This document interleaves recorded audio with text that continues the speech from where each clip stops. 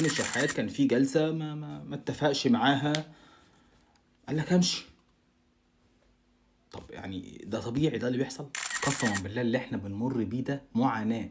يعني ايه لاعب يكون عندي في النادي الاهلي قعد سنين ومقضي سنين عمره، وكل مره بنمشي لاعب. عمرو السولية قعد وقضى سنين عمره وتنازل عن حاجات كتير مشيناه. علي معلول برضه قضى سنين عمره، برضه اتنازل عن حاجات كتير، برضه لا هنمشيك. الله.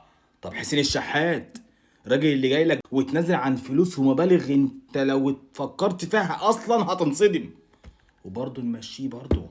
طب ايه القصه بتاعتكم؟ طيب انا مش فاهم القصه، انتوا عاوزين تجبرونا على ايه؟ انتوا عاوزين نقول لكم ايه اصلا انتوا كاداره؟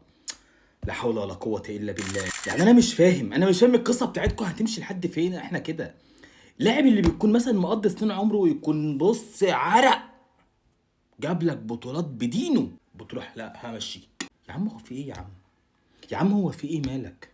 انا عايز افهم مال الاداره مالها، بس انا عايز افهم القصه بتاعتهم مالها الاداره. ما هي مش قصه.